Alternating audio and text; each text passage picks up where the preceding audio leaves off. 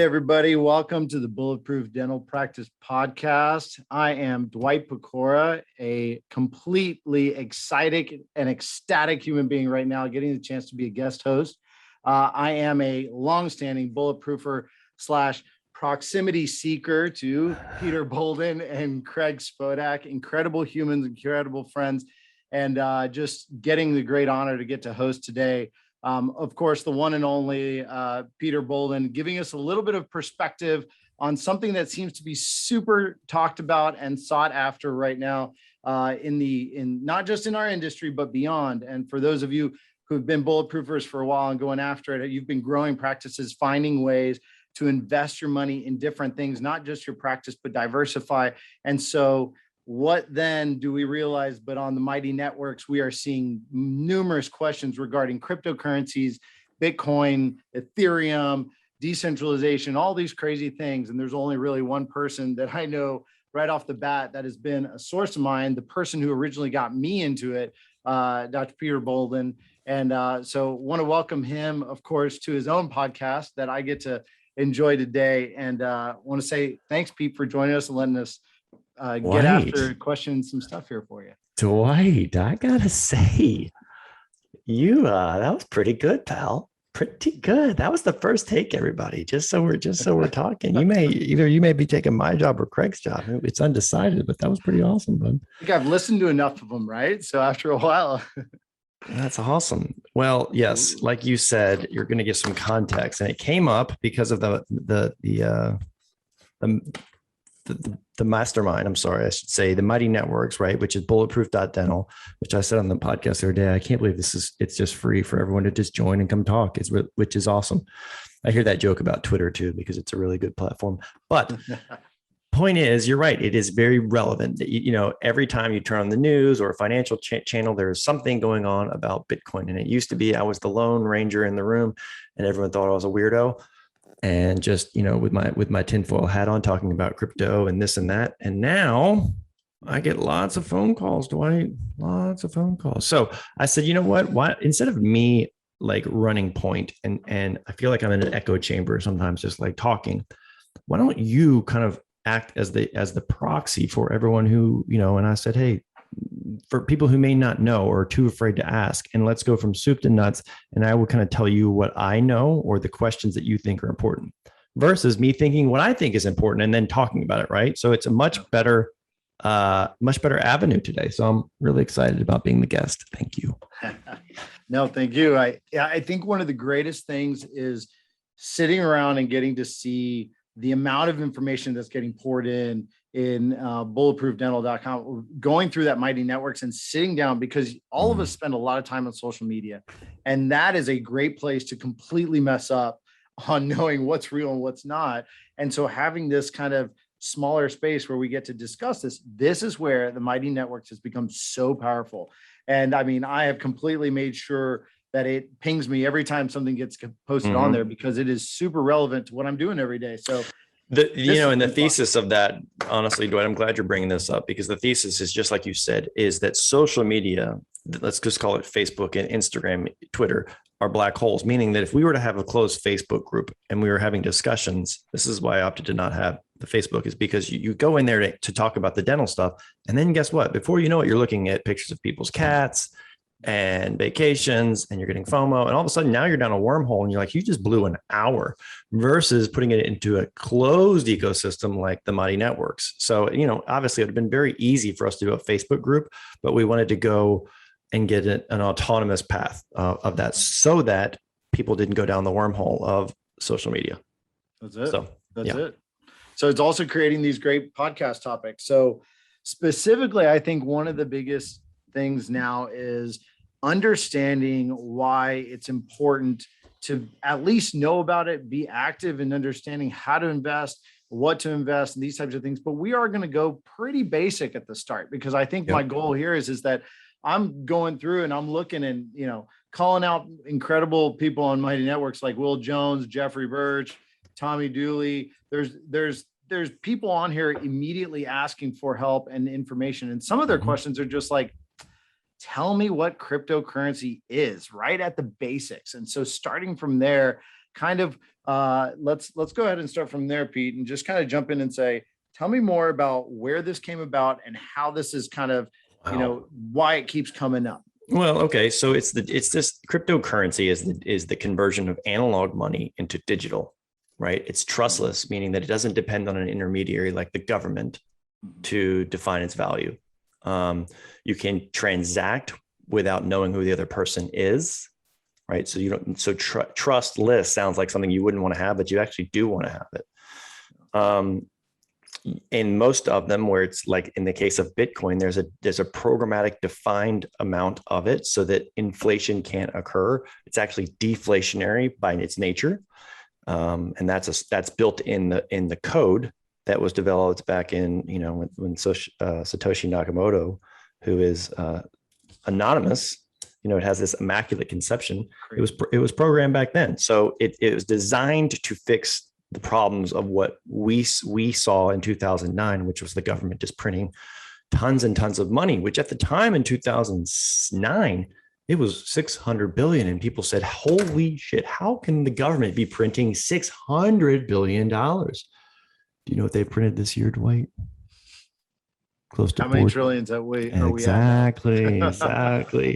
So it's like this prophecy that has been fulfilled. So cryptocurrency is essentially all you can think of it is the digital conversion. The conversion from analog money to digital. And if you look in history, how well has that ever worked in exactly life, right? I would give the example, like look at give me an example when digital didn't win. Digital photography won. Snail mail to email, it won, right? So it's always it's like Peter Diamandis talks about his 6 Ds, demonetization, dematerialization, democratization, all the things. I don't know all the Ds, which I thought I could rattle off right there, but I didn't. But it talks about that and how he evaluates technology that's going to be a moonshot, meaning it's going to be something that just takes off in this economy. And it checks those boxes. So hope I answered the question as pithy as possible, Dwight, but it's essentially a digital currency that has programmatic volume. Typically, there are some that do not, like a Dogecoin. Like if you can't see me on YouTube, I'm rolling my eyes because I think it's just ridiculous. I'm not a fan of like meme coins and shit coins and stuff like that. So I'm not going to talk about them. But for there's one digital asset, and to me, that's Bitcoin. And as we kind of go into specifics, in particular, opinions of Peter Boulden and others, we will make the caveat, just say, hey, FYI, disclaimer, this is not financial advice for anybody. This is just some clarity for everybody to understand. It is for me. I know I feel it that way, but it's because I'm close. I love Peter, and I would take his advice because I already have. So I think what's exciting is to how'd that work out for you, Dwight? There's no financial planning advice here, but it is something to say, hey, guys, you've got to start listening to this process, because the same way we collaborate at how we run our practices or how we do clinical dentistry, you've got to start listening to each other, especially those who are willing to share. And that's kind of the essence of Bulletproof. So start listening to Pete and everybody about some other things that they're getting into, because at some point in time, you got to keep building the other components. So I love what you're saying about kind of the basis of cryptocurrency. A lot of people just turn cryptocurrency into the understanding of it's, it's just a payment model. It's a merchant processing of just stop, let's buy this with buy that. And it's a currency, but there are many, many other functions to cryptocurrency beyond that. And essentially kind of the architecture it sits on. And it's, many, many ideas, like you sit here and you hear about how is this safer to do it, digitally, because everybody's talking about people stealing people's identities and things like that. And so I kind of wanted to open you up the chance to kind of, and I've sat through your talks before regarding blockchain and things like that. And I think it's exciting to explain how this is not just a cryptocurrency a method of payment. Can you expand a little bit on that? Yeah, you actually did sit into that big lecture I did at DEO, weren't you there? Right. Yeah. Yeah, that was in 2018 or 19. Right. Anyway, yeah. So can I talk about, you were saying, can I talk about how other functions for cryptocurrency beyond that and why it's kind of, yeah, so I won't go too deep on this, but it's really as a currency. Yes, it technically you could do transactions. If you look at Bitcoin, right, it's uncommonly used for transactions to buy a cup of coffee because people kind of know that potentially it could be worth more tomorrow than it is today, right? Yeah. But there are transactions happening, and they're happening very quickly. For a long time, it was, it's slow and clunky, but now there's the Lightning Network, which can do transactions just as fast as Visa can. So I would say that it is more of a store of value. Mm-hmm. I would say that's where it's a global store of value, a one world current currency. I think there's about 200 currencies in the world, Dwight. We call them fiat currencies because the fiat term came up. And if you ever heard that term, it happened because that was the day we went off the gold standard. When Nixon took us off the gold standard, our dollars used to be backed by currency in essentially a commensurate form of gold, right? So it was backed up by gold bars. When we went off of that from a temporary standpoint, when Nixon took us off, we went into a fiat currency, which basically means it's backed up by reputation or the goodwill of a government. Right. So there are lots and lots of fiat currencies, lots of them that can be manipulated. So Bitcoin, as I illustrated before, can't be manipulated beyond its code. It's a consensus value, meaning that it's a supply and demand, and it's worth whatever other people think. So that's one purpose of it. There's more that happens with things like Ethereum, which Ethereum you can look at more like, I give people the analogy, it's more like the App Store, where things are built upon the platform, something called smart contracts, which are really neat, which are basically a disruption for attorneys, in my opinion, because it's a disintermediation.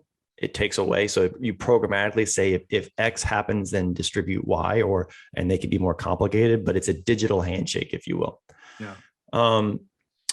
And then there's lots of other things, right? There's securitized token, there's fractionalized tokens, there's all sorts of things, but it's essentially, if it can be done digitally and if it has value, it can be tokenized or coinized, if you will. Okay. Yeah, go ahead. Go on. And to simplify, it's kind of like you're just talking about the tip of the iceberg when we're talking about these currencies, right? You're really kind of, it's the beginning. When the internet was first started, the reason it was discussed was it was called will you internetwork with me? It's because my computer was directly linked to yours and we were connecting to a series of computers. The interwebs, right? That whole concept. Yeah. But that was just like us talking about the beginnings of Bitcoin, or these first, but it's really the layering of these contracts and all these other processes and legal, and then all of a sudden discussing this decentralization of finance and the bigger things that can come from this type of technology. But it's confusing. If you get on it as a newbie, let's just call it, and you look at like all the available cryptocurrencies, there's probably 6,000 of them, right? And really the only ones that are worth anything are in the top 30, right? The platforms that are not zombie platforms. But it's overwhelming to say like, oh, what do I do? And I don't know what these stand for. And I don't want to read all these papers and such. So it is daunting. Dwight, but I agree with you. It's still the first or second inning in this kind of scenario. So you consider it more of a revolution, the next component. The fourth. It's the fourth industrial revolution, right? That combined with big data, combined with AI, right? Right. It's not 1 + 1 + 1, like I just said, equals 3. It's 1 squared because they're all compounding on each other. Mm-hmm. Right. So that's the speed of Moore's law, it's called. Right. And I don't want to get too nerdy on you, but sure. Yeah. But essentially it's the acceleration upon acceleration of technology. Things are happening much quicker than they used to happen because of all what I just said. Yeah, man. Oh, it's an exciting concept, but one of the things is also understanding when you go back, and I've got like the side of my head, I know there's people out there asking this question. It's like you said, I could jump on and buy different types of coins, but you said some are worth more or actually worth or have actual value.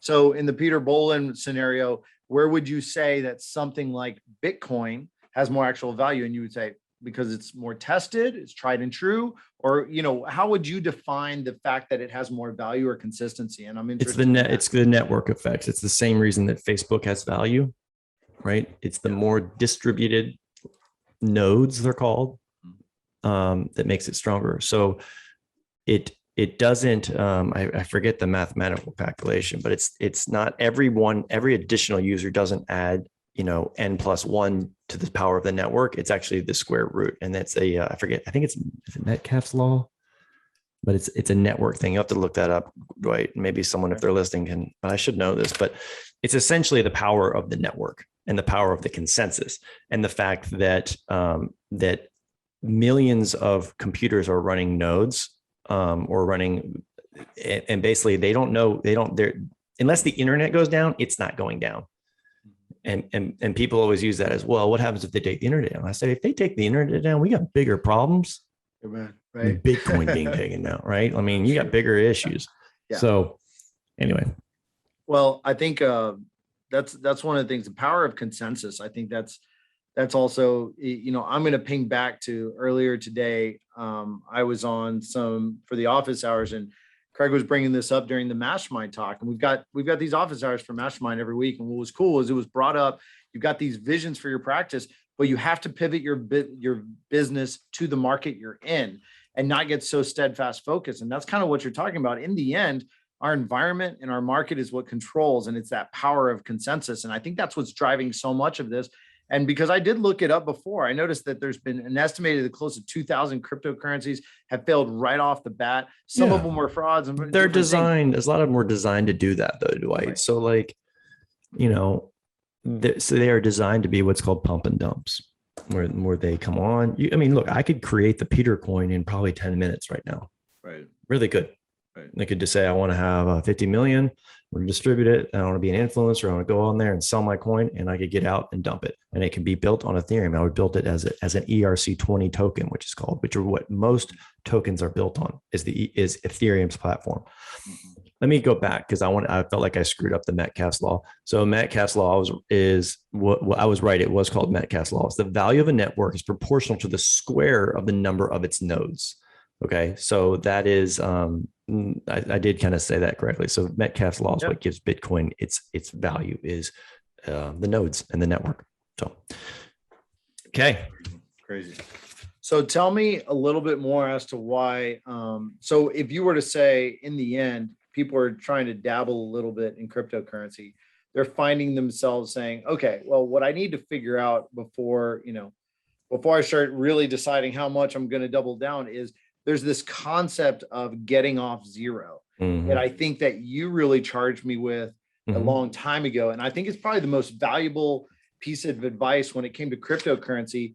And it related a little bit to just kind of, once you're in it, now you want to know more about it. And I wanted you to give that same advice you gave me. In particular, when I got in on Bitcoin and Ethereum. Those were my two kind of jump-ins. And that was kind of my process. And I went through Coinbase, and of course, there's a bunch of different ways. And we'll talk about kind of, that is a big question, keeps coming up. Where do I go? How do I do this? But I'm interested in hearing that advice again, because I think it was the most powerful thing for me to hit the trigger and kind of move forward. And it's been a big impact on me.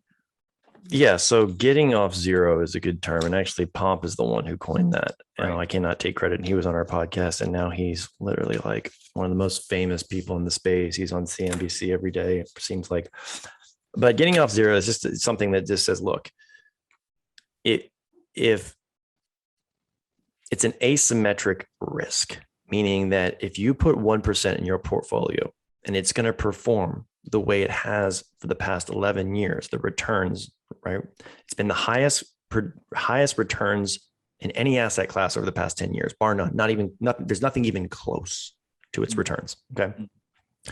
So basically it's an asymmetric risk, because if that 1% that you allocate of your net worth into it goes to, let's just call it, goes to zero, which, not going to happen, then you've lost 1% of your net worth, or your portfolio, I should say, maybe not your net worth, your portfolio. But if it does what we're indicating you to do, that 1% could be the returns of the equivalent of 10 to 20% of your entire portfolio. Right. So I look for things in life, honestly, Dwight. I think that's just a good thing. I look for investments in my own life, not just Bitcoin, that have asymmetric risk, right? Is my downside capped and is my upside unlimited, or could it be a moonshot, so to speak? Sure. And I honestly, I think that's been a reason that I've been somewhat successful in just my financial life, is that I've evaluated things in that capacity, right? And fortune sometimes rewards the bold. I have been punished too. I will say that it hasn't all been daisies, but just like private equity, right? Meaning just like or venture capital, like they take risk, and let's say they call it 20 companies, and they're like, all right, you know what? 18 of these are going to be dogs, and they go to zero. We're going to invest in them, but 2 of these softwares are going to be moonshot and give us 1,000x returns. That's an asymmetric risk.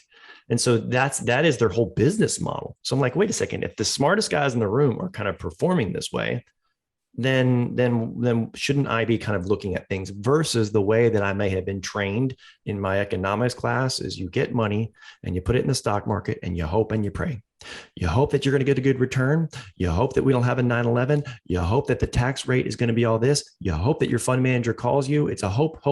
I don't like to be the one not in control. I am my own sovereign, in control of my, like, and now I am more sovereign in control of things. So I know I just went on a diatribe there.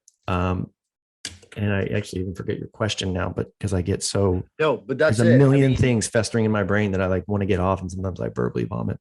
But that's such a critical component to the concept of getting off zero. And then once I was off, it was part of my day to day. Instead of spending time on social media, I was researching a little bit more, or I was. And you know what's cool about that? And I've mentioned this before. It's a great, I think I said this at Summit when because people always ask me about it, because now I guess they know me as the Bitcoin guy. But your socks, man, it's the socks. It is the socks. Those are my lucky socks, Bitcoin socks. Dwight, is that it does so you said, look, I'm going to put a chip on the table. Right. I'm going to learn about this. I'm going to put something in here that is a sizable investment. But because of that, because you are a good shepherd of your money, I know you personally, I know you are a good shepherd. You said, look, first off, I'm going to do my own research. I'm going to do my own due diligence. I'm going to dig in. I'm not just going to play this like a stock market. I am actually going to invest and get to know. So then you did your own due diligence. You said, okay, you know what? It's worth it to me. And you put a chip on the table. But because of that, you actually then went to work and kind of kept learning about it, meaning that you actually studied the things that, like on-chain analytics, and you studied charts, and you studied, you get to know the macroeconomics, and you get to know how this works with this. So it teaches you a lot of things that surround it in a macroeconomy, which I think is really neat. I think that's one of the coolest benefits, is that I used to be pretty ignorant about economics in the world around us, and even just money and what it was and all the things. And it's taught me a lot because, I'm playing to, because I like it. Right. Absolutely. Yeah.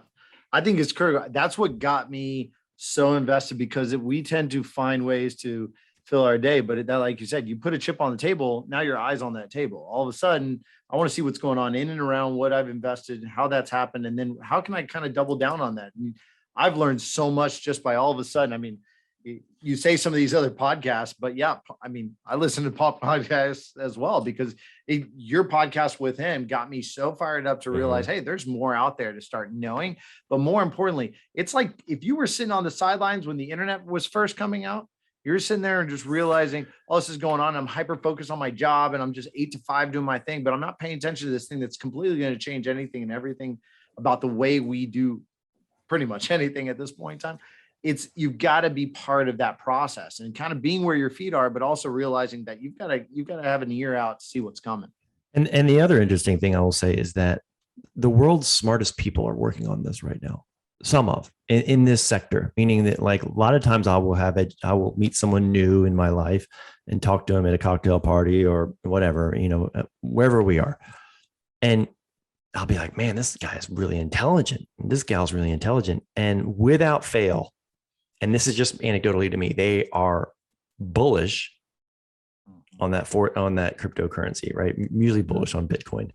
But like, and if you look at kind of where the minds are in the financial sector, they are in Bitcoin. So it's not an if, it's just when. And maybe it's not right now. And every time it goes down to whatever, people will send me texts like, "Hey, I told you so." Right. And I'm like, oh, it's so easy. I get the text from the guy who never risked anything saying like, "Ha, I told you so." Yeah, of course. So anyway, sorry, Dwight, again, Nope, I'm just going to say like blanket statement. I'm sorry, Dwight, that I just went off topic. I think it's pretty easy to I don't know have that to you're say going it to go again. into some tangents. You have such depth on this topic. So there's no doubt that you're passionate about it. And I think that there's nothing wrong with that. I think some of the questions that do come up is, okay, well then, if I'm going to go do some research and figure out what are the most common places in which, hey, I want to buy in, I want to jump Before in you buy in, buy a book on Amazon called The Bitcoin Standard. It's by an author named Saifedean. And if you get through that, I always tell people that is kind of that could be the totality of your due diligence. Then I would also look at crypto Twitter, and it's called crypto Twitter because Twitter, I think, is very, very heavily geared towards people interested in cryptocurrencies and NFTs and securitized tokens and finance and stuff like that. So I don't spend any time on social media. I mean, I know Twitter is social media, but my wife's always like, "Oh, are you on Twitter?" And I just think Twitter is fascinating. It's a brain stream of what people are thinking and doing in business, the people I follow. So to your original question, the Bitcoin Standard, Twitter is good.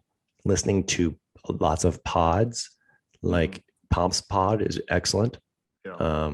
What's it called? Pomp Podcast, I think. I mean, yeah, the Pomp. So, but the podcast that you all did with Pomp, I mean, that's a good place. But if you actually want to know the underlying reasons, why it is going to be a disruptive or is already becoming disruptive, then the Bitcoin Standard is step one. And if you get through that book and you're not just like blown away and like I'm all in, I'll be stunned. The other component is I remember that it was around, for example, Bitcoin was around. We had a session during the OG mastermind. And there was a session where you came on and there was a little discussion because different people in the mastermind wanted to discuss it. And we spent one evening. Yeah, I went through a training on it. Yeah, we went through a training. And ironically, Bitcoin at that time was around 16,000, I believe. Yeah. Right now, according to my Coinbase account, it's at 48. And it had gone up to 64. And then, people freaked out and it went and dropped down to 30. And then it's coming right back up and all these other components. And now people are either consistently, like with everything else in life, right? If they're either hyper reactionary or they're bullish and they stay onto it and they make things happen. And I think that's one of the biggies. Now, talk a little bit about getting on Coinbase and getting on some of these places. Like where do people buy? Yeah, the easiest. Great question. This is where we start getting into the how, which is my favorite. I like to tell people the steps. Right. I like to know the steps. So Coinbase is an app. Go to your app store and download it. There's others that you can do, but Coinbase is the original exchange. It's probably it just went public, as a matter of fact. Yeah. There are others like Voyager, and I mean, there's so many, but I would say look for a US based custodian. When I say custodian, custodian means an exchange, because a custodian is going to be where you hold the coins. And that's a whole different topic. So I actually buy on Coinbase. I use Coinbase Pro, which is more of a different kind of, it's more like the stock market where it's a bid and an ask and you don't have such high fees. But if you're just looking to like DCA or dollar cost average, which I think is the best the best method into entering into the space, Coinbase is good. You'll have to upload, and it's legit. Like it's not just an app, and then all of a sudden you give them your credit card and you're off to go. It was a process. It was it's KYC and AML. So KYC stands for they have to know your customer. They have to know their customer. KYC, know your customer, and ALM. They have to prove that it's not anti-money laundering, and that is set up by the SEC in our country. So it is legit. There's someone physically looking at your account and whether you're approved or not, and it's just approved on basically an identity thing, right? Can they prove that you are who you are and you're not using this for, you're not sending this maliciously to a terroristic country. So that is step one, is getting approved on Coinbase. And then once you're approved and your account's in, you put in your credit card information or link your bank. Mhm. And then they let you start buying at certain cadence. And I forget what they start you out at, but right. If you're wanting to do large sums of money right out the gate, if you've read the Bitcoin standard hypothetically, and you're saying, dang it, I'm all in, and you want to play big, then you can straight up just wire money to them. But they have a phenomenal reputation, even though everyone in the space doesn't love them. They are still the 800-pound gorilla. And I think sometimes we get a little overwhelmed at the concept, but honestly, yes, it was hard because they had to confirm everything, but the app's super easy. And that's another thing that kind of woke me up to some of the things going on out there. And of course, I went in, bought Bitcoin, kind of some Ethereum. I really love the technology around Ethereum and everything around it. And then the second component for me had to do with kind of stopping and realizing, well, there's more on here. There's more going on. And it's interesting because you brought it up in the podcast you had just posted regarding your epic arbitrage and the process relating to managing debt, and which I highly recommend to anybody who's out there trying to figure out, kind of, especially young dentists out there with debt, in particular student loan debt. If you have not, and it is not a long podcast, we are not long-winded like we're talking about incredible cryptocurrency. Right. But it was a quick and it was easy. And I mean, I heard it, I listened to it a couple times during a run yesterday because I said to myself, you know what? The concepts here, then you try it out on something, a small debt component, like, the debt for going to school and all this, but then you start using this kind of stuff and going down a road on debt and how to manage it, and going down that managing other debts as you're building and scaling businesses. And it's a good lesson. It's arbitrage and yield, and right. And so these get into like more higher level. This would be economy kind of 301, kind of, if you will, right? It starts getting into higher level techniques. So I was hesitant to even post that pod yesterday. But sometimes you get podcasts, it's like, whoa, way over my head. I'm not really interested. But other times you got to meet people where they are. So I felt like the questions that I've been getting recently were enough where I was like, you know what, I'm going to take it up a notch, and maybe someone's not ready for it now, but they may be down the road. So yes, I agree with you, Dwight, that on the arbitrage discussion you brought up on that podcast, what was super interesting was the discussion of something that we all then see on our Coinbase account once we start deep diving, is you're seeing the USDC component. And you talked about obviously moving that over to Celsius and getting that, right hand to left hand discussion on the arbitrage. And the exciting part is to realize, when people are weary about one thing or another, explain a little bit more specifically about USDC, if that's something that I can pick. So yeah, USD. So there are things in crypto verse that are something called stable coins, and they are pegged 1-to-1 to the value of the US dollar, right? So it's no better, no worse than the dollar that you can, the fiat dollar that you can hold in your hand. So that was kind of the thing. So a USDC is a 1-to-1 backed. Is a one USDC is equal to, it's just a digital currency, right? US digital dollar. And so I take that, buy it on Coinbase. You actually buy those for zero fees. You buy stable coins for zero fees on Coinbase. And I sent that to a different platform because Coinbase doesn't give you the yield that some of these DeFi platforms do, like Celsius. Or BlockFi.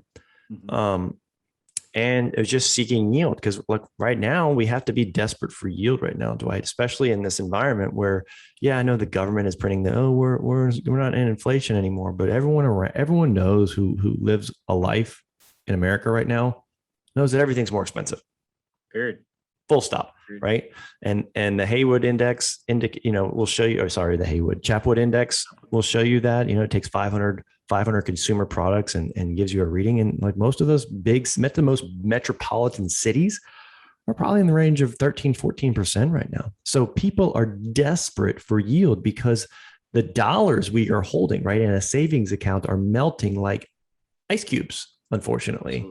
Right. They will be worth less next year than they are today. There's nothing safe about being in a savings account, unfortunately, which causes people to be a little bit, holy shit, what do? I need to put this into real estate, which is why real estate prices are astronomical right now, right? There's a cause and effect for everything that's going on. So stable coins are a great way to just, instead of having to wire money around and go to the bank and ask permission to use your money, which is, you ever tried to make a large wire, by the way? Yeah, it's exhausting. Yeah. I never forget, Dwight. It was kind of interesting. I'll give you kind of this is something that freaked me out with, and this may be just my bank, but COVID hits and I'm having flashbacks so this is March of 2020, right? I'm saying, oh, here it comes. I've seen what's happened in China. We're going to be on lockdown for probably 6 weeks, or something's going to happen. Or maybe it's going to be 2 weeks to flatten the curve, like they said. Right. Um, Right, the smile into the camera. So I went to the bank and I said, look, we're going to be in a Greece situation where everyone's going to flood. The banking could go down, and I want to get some cash out to, just in case, right? As a contingency, who knows what's going to happen, right? So I am a man of many contingencies, right? You put me in a room and I immediately look for the 4 ways to get out of it. It's just the way I was wired. So I went to the bank and I said, hey, I need to take some of my money out. And they said, okay. And they, well, how much do you want? And I said, I think the number it wasn't egregious, but I think I was like, I need $20,000 because who knows how long this is going to be. Right. And they said, well, you can't do that. I said, what do you mean? And they said, well, we're going to limit you to 5,000. And they said, we don't have that money here. So what do you mean? You're a bank. Where is my money? And they said, it's not here anymore. We'll have to order your money from the Fed. And I said, well, here's the deal. I gave it to you guys to watch for me. And now you're telling me I have rules and restrictions and the cadence is defined on when you tell me I get it back. And it blew my mind. So then I went back the next day and I said, I'm going to try this experiment. I'm really going to rock them. And I raised that amount and it just got rattled and more rattled and rattled. And I made a bigger stink about this because I was like, how are you a bank? And you literally are saying, no, we're going to let you know when you can have your funds. All right. I gave it to you in good faith. So stable coins are a great way. That was my little thing. So stable coins, I know that was your question about stable coins, is they are a great way. But because of that, stable coins are really liquid, meaning there's full liquidity with that because they're backed up 1-to-1. So there's no speculation in that coin. Everyone knows what it's worth. That you can micro lend and put it on fractional lending platforms and decentralized finance platforms like Celsius. And so that was my arbitrage thing, right? I borrowed the money at 2.5 and I put it on Celsius at 8.9 and I get the spread, right? I'm responsible for the 2.5, but I also get the upside. So that was just an experiment of me saying like, I'm going to try this. Yeah. But stable coins are awesome, but they're not an investment more so than like cash is an investment. Absolutely. Yeah. Kind of sitting on it, but it gives you a little bit more flexibilities.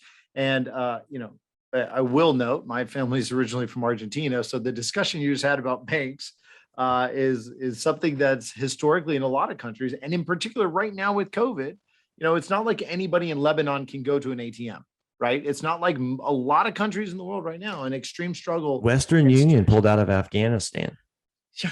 Right. So how do they get remittance? How do they get money? Like it just leaves the country in a lurch. And so there's a lot of good people, that are not able to get access to their funds or get sent funds. And essentially this leads us to discussion about why. A lot of people ask why cryptocurrency, why have things been created? Essentially what we've come back to is essentially the why a lot of this was created was because the control in the people's hands, the control of the people based on something that is theirs.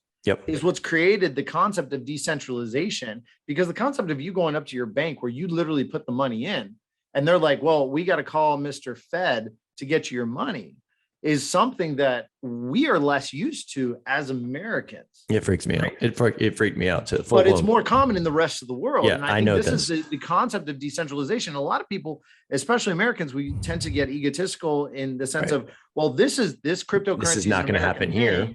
And it's not going to happen here. And we're making this because it's another way to invest, when really we would say that if anything, the Americans are behind on cryptocurrency because of the fact that it's because we've been able to rest on the laurels of, we essentially are the denominated currency of the world, right? America is for now the fiat superpower. Yeah, exactly. And so the concept of abundancy and trusting that abundancy, which is something, this is a saying from Argentina, and I think I've said this to you before, but they used to say this was l'abundancia nos repudre. The abundance rots us from the inside out because we are doing so well. We have these stable currencies. We don't worry about things. All of a sudden, you stop thinking, you stop protecting yourself, you stop strategizing your brain in survival. And I think this is the concept is a lot of people are very comfortable with cryptocurrencies and the idea of finding more stability with their money than we are, because they've had to deal with it around the world and we haven't. And so this is why a lot of people have asked, well, why, are we ahead of the game? What's going on? And from what I have seen, many other places, especially Asia, are far further along when it comes to cryptocurrencies than we are. It's almost like we're slightly behind. I wouldn't say farther behind, especially from a development standpoint, Dwight, but from a usage, from a practical usage standpoint, you are right. It's like, wait, my credit card works just fine. Like I don't really need to use Bitcoin. Right. So you're right. I will say from a store value, though, America's done pretty well. And from a mining capacity now, meaning I know we didn't get into that, but essentially mining is what securitizes the network, those nodes, what I was talking about. And so America is pretty strong in that department because China actually banned it and shut it down, the mining, because they want their digital yuan to be takeoff. And because no one can control Bitcoin, no sovereign government can control it. They said, we don't like this. We want to control all of our shit. Yeah. So you're right. Central America and parts of Asia have been, in lots of Europe, like Estonia and Latvia. And like, there's places, I know those aren't like great, crazy financial capitals of the world, but they're, Greece has taken off with it, because they don't trust their currency as much. So they're like, got to find something else. Yeah. So it's just fascinating. And I think this goes back to what you said about learning. And when you start tiptoeing in, start putting a chip on the table, you start learning about why was money created? B, what are the struggles that we Americans don't have to deal with? And this is a global problem, right? If there's 200 currencies and the government defines what they're worth, how is there not manipulation in that? Right, in the inner exchange, which is called a forex, right? Forex is inner exchange of money, and people make livings on doing that, right? The arbitrage and selling it here and buying it here and trying to flip it here. But it's very clunky and it's very confusing. And it's all based on governments of the world, as opposed to having one that's 100% decentralized, cannot be inflated. Right, is borderless, it's permissionless, it disintermediates a lot of transactions. You don't have to go to the bank and ask someone to use your money. I can take my entire wealth. If I was someone in Latin America and I was worried that the government was going to overthrow or take back my property or seize my wealth at a bank, I could move across the border with a seed phrase in my brain, which is the code to your kind of all of your assets. I could walk across with that, memorizing it. I could have that bank in my brain, if you will. That's the power of it. Yeah. That's the power of it. You can walk across with billions of dollars in your head. With that being said, would you say, and this is a big question that I know somebody who's close to us once asked us, said, well, when do I sell? Look, if you're a trader, if you don't believe in it from a thesis standpoint, like my dad asked me that a lot. Well, look, what's the exit?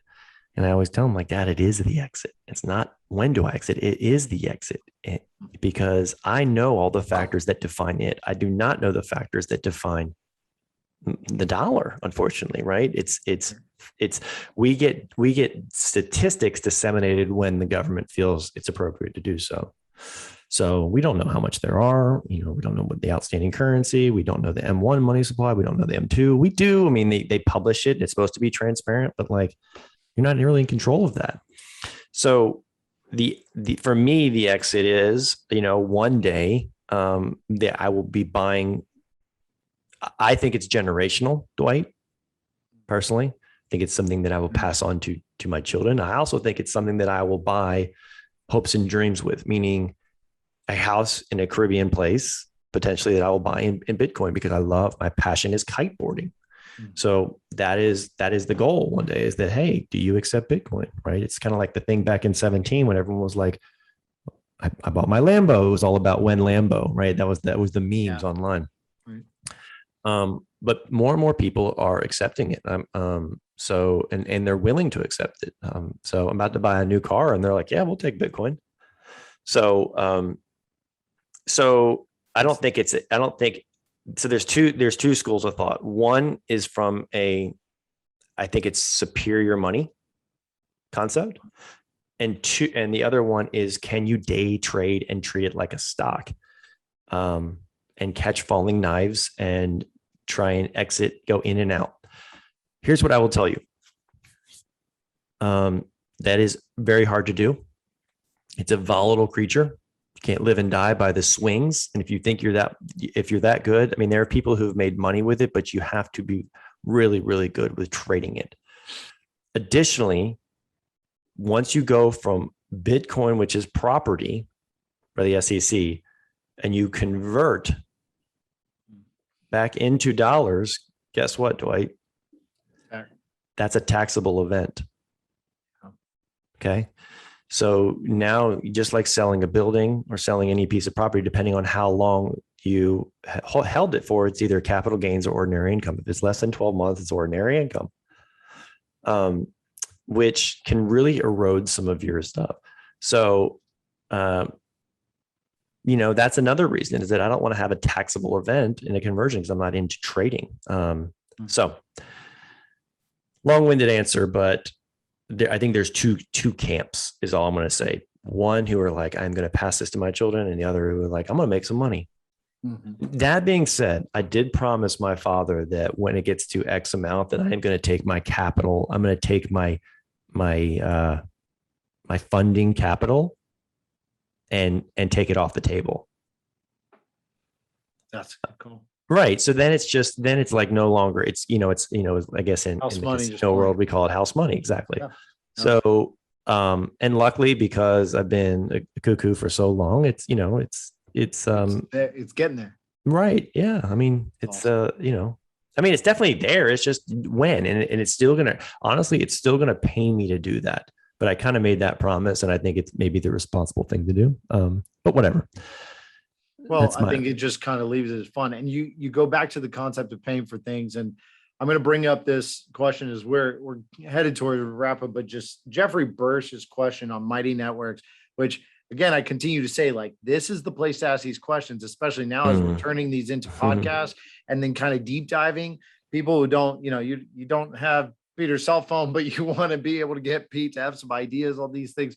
I asked the questions here. And one of the things I loved his concept is who is interested in becoming a cryptodontist. And, the idea here is heading in and how it's going to affect us on we've tackled a lot of personal as a business, for sure. It's going to change a lot of industry, but in dentistry, how do you see this impact? How do you see this cryptodontist concept start kicking in? I'm interested in hearing going down that direction, as it does relate to a lot of this. How will you be considering and accepting Bitcoin or crypto as payments and things to that degree, or considering discounts for those who do? Yeah. So I guess what he's saying is cryptodontist is someone who accepts it, right? As a dentist. That's how we're defining our new term. Yes.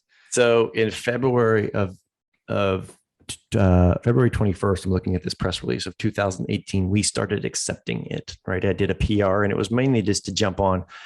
It's on my website right now. We have actually had people pay using it, mainly Ethereum. No one has paid in Bitcoin. People have paid in Litecoin and Ethereum. So it is not this like flood to market, this amazing thing that's going to enhance, all of a sudden you're going to go from like you're not going to increase revenues by accepting cryptocurrency. I do think it makes you look a little more relevant today's day and age. And I think it's just good for the space to say, look, come as you are. We'll take your currency, whether it's crypto or US based currency. So it's an easy way to do, Dwight. Mm-hmm. So just like, remember we talked about Coinbase, you can go to Coinbase Commerce. They will vet you the same way, kind of from a business standpoint. And then you essentially just make bills for people who are, for instance, I've had several people, and you kind of just create from an implant perspective. They need an implant. You create a $10,000 invoice, let's just say hypothetically, and whatever the exchange is at that time, that is what they pay. Meaning it's not just like all of a sudden, because it's so volatile, it's worth less a week from now when they decide to pay. it's done in real time from a transaction standpoint. And then those funds in cryptocurrency go into your account. So it's not converted into dollars, just so everyone knows. Right. It stays in the native asset that people paid for with it on. And so anyway, I think it's cool. I think that's a level 2 thing, meaning do not try and do that before you have played around with just from a personal level and done some transactions of sending Bitcoin here and there, meaning there's Bitcoin addresses to send and receive. Learn how to do that. I would actually even learn how to store it and become your own custodian, which I know we didn't go into, Dwight, but Coinbase, you can buy it on Coinbase and they will keep it as a custodian. That exchange, just like any bank account, can get hacked. And because they are the custodian of your money, potentially those keys, the keys to your coins could be stolen if you're relying on someone else to be the custodian. And so there's a term in Bitcoin, it's called not your keys, not your coins. So there's a big push for people to take it into what's called cold storage, which is the ledger device. You'll see that, which is basically air gapped, meaning that it's unhackable because it's not connected to the internet. It's the device. You sent me one. It wasn't actually Ledger. I think it was, I forget what. I have one here on the screen for people. Yeah. So Ledger is a great one. Example. The other one is Trezor, which is good. I'm a fan more of Ledger.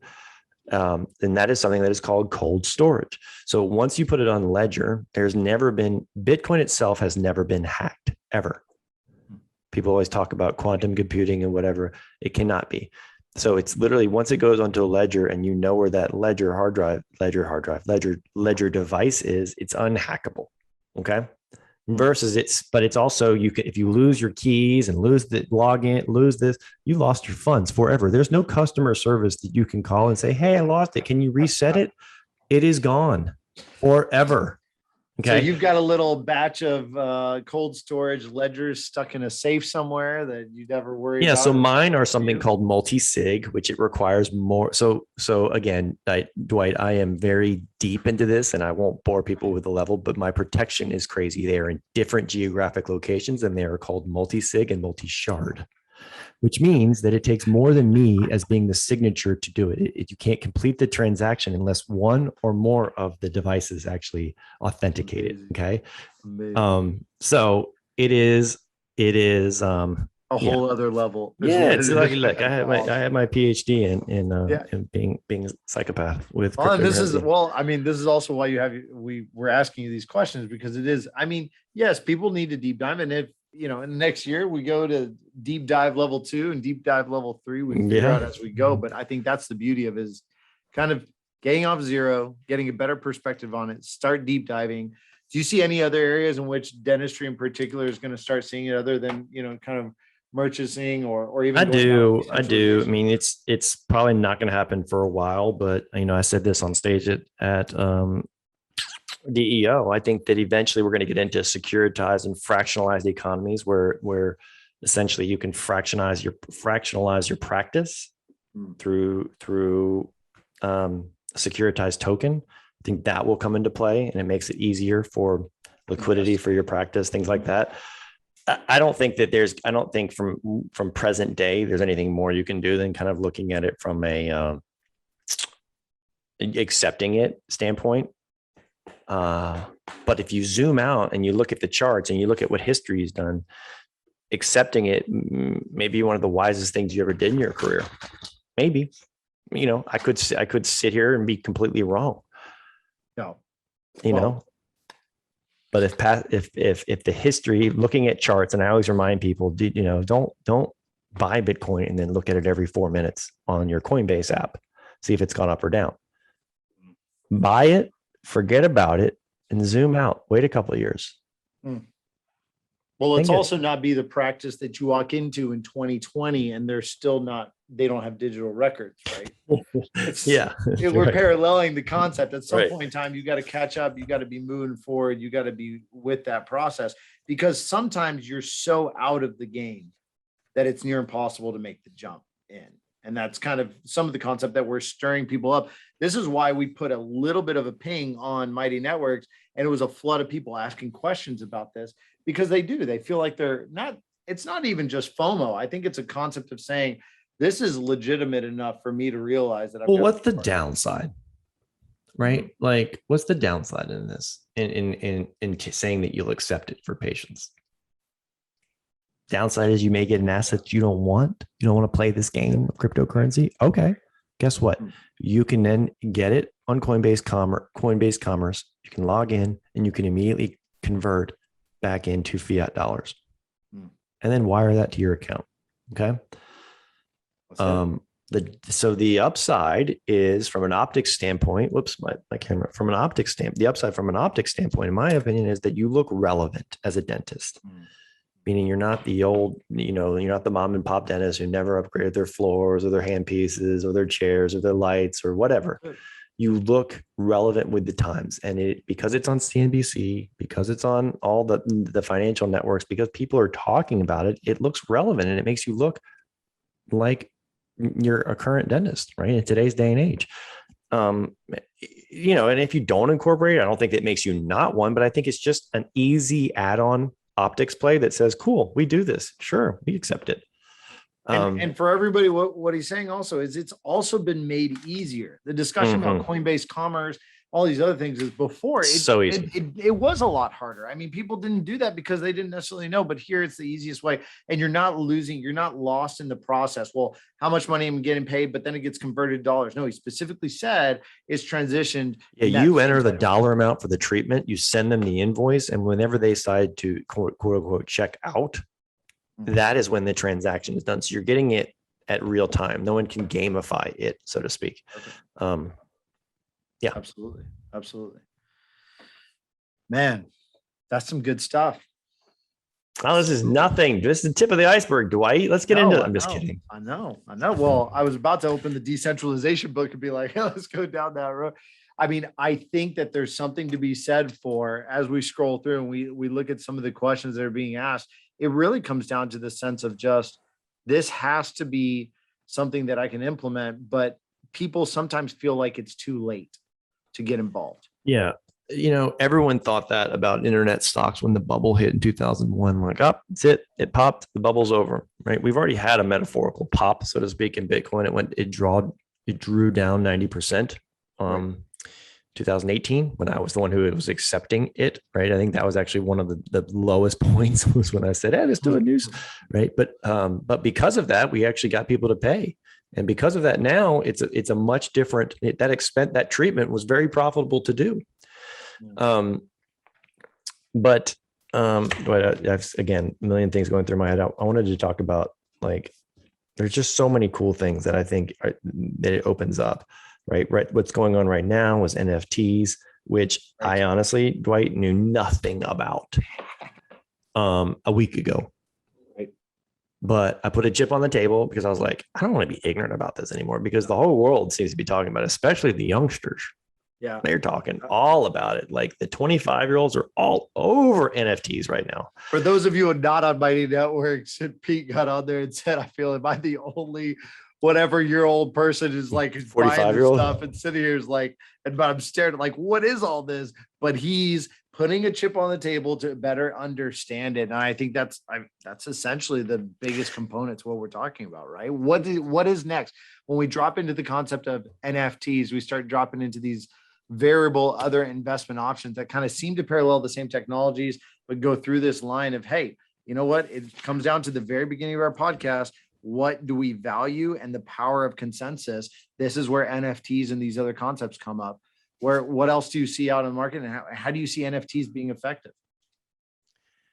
I still don't fully understand how they're going to be effective in changing the world, like some people think, but like, they're essentially just JPEGs that you own on the blockchain. They're one of one, and they are the rights to you. But like, look up CryptoPunks right now. Look up, I guess CryptoPunks is the most popular one. Oh no, Fidanza's one just sold for 1.3 million, 300 ETH. Yeah, 1.3 million. some of the punks are selling for 1.3. Big influencers like Logan Paul and Gary Vee and all those people, everyone's talking about. So it's essentially the collectibles market, no different than, we did this in the analog world or something, right? Well, we did this in the analog world, right? The Jordan rookie cards, sure, the Beanie Babies, the Cabbage. Well, it was Cabbage Patch Kid. I don't know why that came in my brain, but just collectibles in a scarcity world. So it's just now the digital scarcity is essentially that market. But you can make things NFT. I actually thought about like someone should do dental NFTs where instead of using that same clip art that every dental website in the world seems to have, that one with that blonde gal smiling. We know it.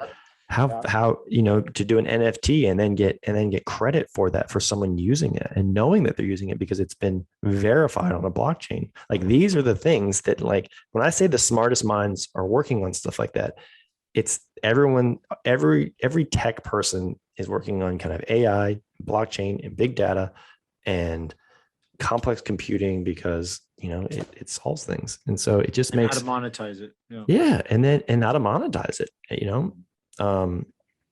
so it's just fascinating. And so like going back, I put my money where my mouth is because I was like, I know nothing about it because people would ask me and I was like, I know nothing about it. But because I quote unquote invested, which I'm not sure if it's an investment at this point. I will tell you that it has worked out really well, but I think that because it's a mania right now and I got lucky, right? I picked the right one because I knew what influencers were going to post and I bought a couple and it's pretty fun, but it could have also backfired. So it's kind of sometimes riding the hotness of what's going on. Anyway, I just think that it's fascinating that smart minds are coming up with cool things that people consider cool as well and are investing in, and they want this to go, the whole space to go. So Visa, as a matter of fact, okay.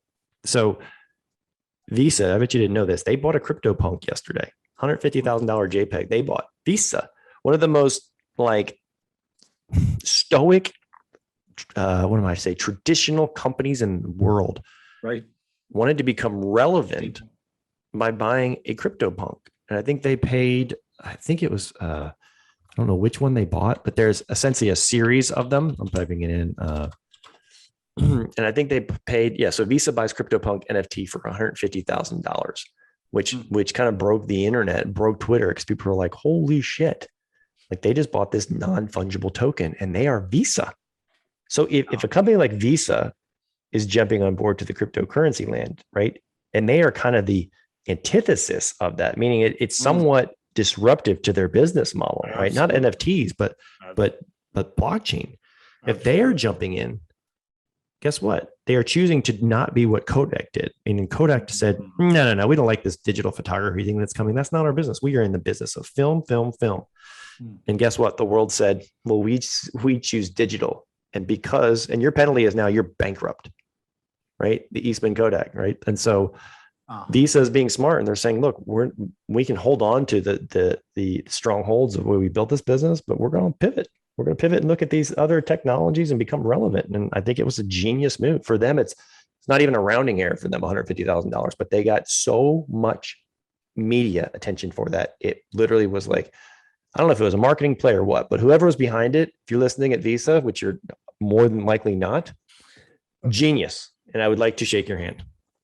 Well, I think it's also the sense of people, you sit back and you realize when people say the consensus of who or what, it is these impact players that all of a sudden they jump in and all of it's like, oh, well, look at that. Well, why is Visa getting involved? And it's because of survivability. And I think you did a good job. You referenced that Kodak story. And if you were at the summit, Nathan French discussed that in detail of that process and how the job is to keep up with the times. And the job is to keep up with that process and to legitimize your business. Regardless, get your head out of being just dental, right? We get to the point where we're just hyper-focused. You are a business and you are in a business environment and an industry that's consolidating and changing. So what are we going to do to make sure that we're that component, right? And this is part of it. And I love how you put the parallels there, Dwight, meaning that yes, today we're talking about cryptocurrency, but you also just mentioned DSOs and you also mentioned, you didn't mention dental tech, but at no point as business owners, as shepherds and chaperones of our companies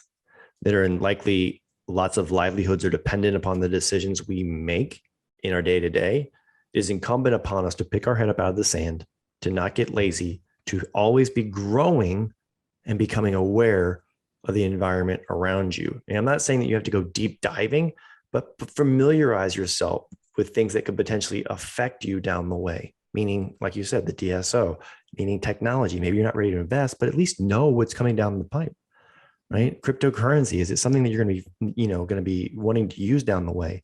Potentially one day, if you're not, could you lose a case because you weren't able to accept it? Those kind of things. So I just think becoming situationally aware, it's one of my favorite terms, Dwight. When I was learning to fly planes, and it was a term that basically said, look, get your head, because plane flying, you can look down at instruments a lot. Okay. You can look down and you can see, oh, I'm flying here.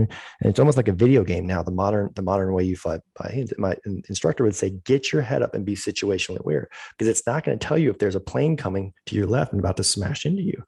So pick your head up and fly the damn plane. Now, granted, I didn't get my license because he yelled at me a little too much and it hurt my feelings. But I'm kidding. But it wasn't the right time. But situational awareness, I think, is one of the greatest superpowers you can do. And it allows you to never be lazy, allows you to always be in growth mode, whether that's learning about dentistry, whether that's learning about finance, whether that's learning about fitness, whether that's learning about body hacks. Like I just had a 3-hour IV this morning. I got NAD plus distributed. Okay. Yeah, I got an NAD IV. It was crazy. I'll have to do a different pod on that. But I used to be a bigger biohacker, and I went and did it with my buddies who runs 29029, which is an event that you climb Mount Everest.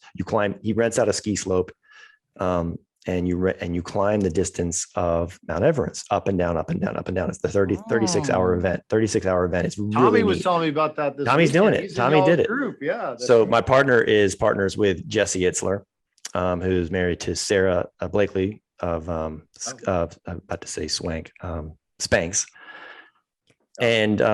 And they had this business idea, and it's really cool. So, I mean, I did it with someone like that because he's like, yeah, I'm down. I'll do some of your crazy things. And when his wife was like, hey, now what are you doing this morning? He's like, I don't know. Pete told me to do it. He's like, I just trust him that much. Like he did the heavy lifting of the research. So like I'm in. And that was really the thing. So it was it was wild though. Like it felt like I was about to go in full blown panic a couple of times. Yeah. You need that IV. Shoot. Yeah, it's crazy. So anyway, I know we did not. I really actually want to do a pod on this though, Dwight. Like so many things I've been trying to get from. I took a COVID hibernation. I will tell you, my diet was the worst it's ever been. The worst it's ever been. Meaning, like if there was a pizza, I ate it. I'm not kidding you. And I don't mean the slices. I mean the entire thing. If there was a sleeve of cookies, it was gone.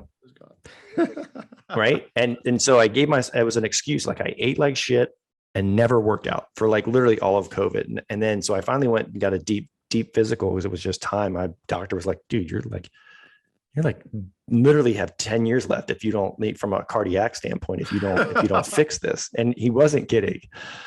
And so I was like, you know what? Shame on me. I've got young children, like shame on me. So true to form, like I put in the time and like figured out some of the things. And the first thing I wanted to fix is sleep because I was sleeping like shit. And so I wish I could do some pods, but like I've gotten some cool hacks that really help people. I've gotten some cool measurements. Like I just did that. No. But I've got some cool like performance things, and they came out of, and I'm not saying I'm like the world-class athlete by no means, but I'm tiptoeing my way out of feeling bad and being bad physically, if you will, and kind of learning a lot in the way. But me, I like to find the path of least resistance. I like to work smart, not super hard. And so I've learned a lot in this kind of journey out of COVID. I know we're not out of COVID, Dwight, no. But for me, it was like, okay, no more resting on the fact that you are hiding essentially from, inside for a year. It's time to get out. It's time, you can't use that excuse anymore because it's not the excuse. Right. So it's been really cool. And I am, Chris Tuff is helping me because he's like a super athlete. No. And just like some of those guys are just built differently. I've concluded though. They're just built. They are built for. Doesn't matter. It still matters who you're around and what they're pushing. Yeah, I don't know. I think there's some DNA to that, like just being like endurance athletes and people who are just structured different. And I did not get that DNA. Well, you just gotta continue to be surrounded by these people, even though they force us into it. And sometimes it does take an IV to get us back on track and just roll. Well, on. that was just one thing, No, right? but And I have found that if I like buy cool shit and do cool things, that it excites me. It's the reward for like not eating carbs and the reward for like working out. It's like it helps me gamify it a little bit. Like, cool, I'm gonna get this new mat. I'm gonna get this bed that cools your bed. I'm gonna get this ring that measures this, and I'm gonna get this. I'm gonna eat these meals and do this. Biohack away. Right? It's fun, you know, and it's fun. Absolutely. And you start to see the difference in your own life. Yeah. Yeah. And especially when your doctor's like, yeah, you if you don't change, you got like 10 years left. You're like, what? Slow down. You were going to have a massive heart attack, Boulden. Like, oh shit. Okay. Let me fix this. Okay. I'm going to fix it this time. I promise. It's crazy. So I love it. So Dwight, you see how I just went on a random thing, but I do want to have that pod. So, but yeah, all you're doing is introducing us to future podcasts, and there you go, happy right? to jump on. It's a tell. I think that's the thing, and it's not just our industry. It's not that's going to change with this. Obviously, there are some industries that are going to change incredibly. Decentralization is going to affect the way we as a business do finance, the way we do banking, the way we go for loans, the way we go through all these other things, and I think that in itself is a podcast and understanding the bigger picture of how all this is going to be integrated. Because I think we're talking more about the tools, and then we're realizing, wow, there's a whole platform on how this is going to change the way we are. And a lot of the people who come and are the middlemen and take money from us and running our business are going to be replaced. And who are they going to be replaced with? Technology and ourselves, right? I said that at CEO. I said, if you're a person in this room and you make your money by being the guy or gal in the middle, you will be disrupted. Start looking for other jobs, because transactions are going to be able to happen in a trustless environment, and not just because of cryptocurrency, but like that is going to help. But like people are kind of already getting onto that, right? Meaning we're buying houses sight unseen through Zillow, right? Like why did I need a broker? Broker again was designed to help you look at the house and show you this. Go through there. I'm not saying I think there's still value in agents, but I'm saying that I have several friends who have bought houses and sold houses through people on the internet. Yeah. One of my friends sold a $15 million house in Hawaii to a guy who's never seen it. Right. So like, and so brokerage is just a term for intermediary, and there's brokers in all sorts of things. There's brokers in real estate transactions, there's brokers in business deals, there's brokers in, anyone that stands in between the buyer and the seller is a broker. So there you go. I mean, Dwight, have I taken all your energy units, Dwight, and just sucked them all out of you? I loved every bit of it. I mean, that's it. It's going to change everything in how we do it. And I think it's fun. Honestly, it's super fun to get on, to host, to have some fun with just you, a great friend, a huge mentor of mine. I think Bulletproof stands as something that we're able to unite on a platform that actually matters. And I think I want to thank you for creating that, because I think that's something that I think people don't realize. They're like, hey, there's a podcast. Oh, and there's this summit, and there's the goodness and the juice, squeezing out of the juice of our business and understanding in ourselves and growing. It all comes up when we get to collaborate. And the platform that y'all pushed and created for us is that Mighty Networks platform. And, I think that sometimes people are like, oh yeah, bulletproof.dental. I'm just going to go into, no, you have to get on there, and you have to just attach yourself and start listening to the conversation. All of a sudden, you will find yourself in that conversation. And then from then, we're just going to build these podcasts in more detail for what people are asking for, as opposed to kind of what's going on. That's what was fun here. One of the greatest compliments that happened recently, Dwight, regarding Bulletproof, was someone who was in our mastermind last year. Like, you were in that founding class, and they decided to not do it this coming year. He's a brilliant man. He's an oral surgeon, and he actually just reached out and he's like, hey, is it too late?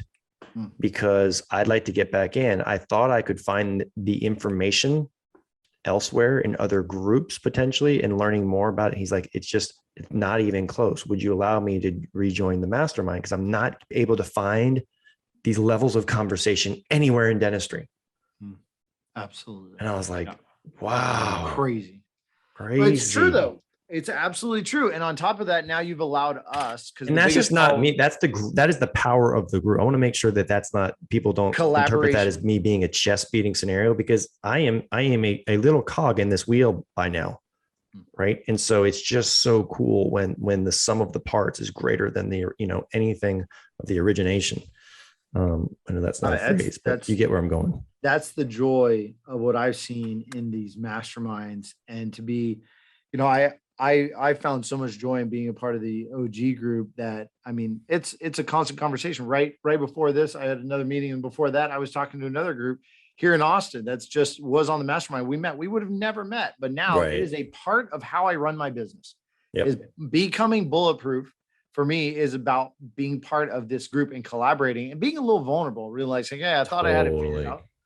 But then to be in a place where we can actually talk and say that, to have an oral surgeon collaborating, his level of vulnerability that I know exactly what you're talking about, has the level of vulnerability to talk with any general dentist who's in a single practice, multiple practice, with specialists involved, not involved, super GPs, all that mix. But to be vulnerable enough to talk about that, you and Craig have built that environment. But you're right. It's kind of like I say, my business is doctor owned, but it's team run. You have allowed the collaborators, the docs, to get involved, and now you've allowed the team to get involved in the. And I think it's good too, Dwight, for not just ours, because I don't want to say like, oh, the Bulletproof Mastermind, whatever it is, your group, your study club, whatever it is. Like going back to that thing I'm saying, that situational awareness. It's not always your responsibility to go out and find like, what's interesting, what should I learn more about? Sometimes it's something you found out in a group, and that's why masterminds are good. They're good to ask questions. They're good to listen to people. They're good to listen to other people's problems and say, yeah, here's how I would have done it, or audit the way you're already doing it. It is inherently, it is just a growth factor, whether you think you're growing or not. I promise you, if you're involved in a group of people, I am in a mastermind that's non-dental. I am in YPO. That is young professionals organization. Right. And so that's a business thing, but I surround myself with trying to become the dumbest guy in the room, the most unfit guy in the room, and finding rooms and getting challenged and growing and stepping on it, because that is, I think, the one of the joys of life is just continual movement and trying to get better and better and learn more, because and that was the whole idea of it, Dwight. That was the genesis of the Bulletproof Mastermind. But just because you're not joining a Bulletproof Mastermind doesn't mean you couldn't have the same effect in your local study club. Okay. Or maybe a Facebook group can do the same thing. I don't know. But if you're not doing something, if you're listening to that, like do something where you can get an environment where you can be challenged, and B, learn. Being challenged on what you're already doing from an audit perspective, and being able to defend it to someone. Why are you doing it this way? Well, here's why. And B, being open to other ideas, because innovation is one of the keys to business, right? Tony Robbins will say the keys to business growth is marketing and innovation, right? You innovate, find something new to do, and then you market it. Innovate, find something new to do, and then you market it. And I think that's it's a relevant story. So, and that's it. I mean, everybody, can you see the innovation concept to be able to be listening to a dental podcast and tackling things like Bitcoin and cryptocurrencies, and realizing that, no matter what industry you're in, the world is relevant and it's going to affect the way you do business. So, and that the world is bigger than like the 3x3 hole that we work in. That's how it is. Right. Absolutely. And so pick your head up, learn about business, learn about leadership, learn about macro environments, learn about economies, learn about things that affect, the livelihood of you and your family and your team and your family and your friends. And I think it creates a lot of fulfillment. At least it does for me, Dwight. I know it does for you, because you're a perpetual learner. Absolutely. But it's, it would be a lonely existence to be like, all right, I've got this. I'm just going to do the same thing until I croak. Right. Like, ooh, man. So awesome, dude. I enjoyed the hell out of that. Sorry if I went over your timeline that you had allotted for your interview, Dwight. I am sometimes a man of few words, but then other times when you get me on something I'm passionate about, you cannot shut me the hell up.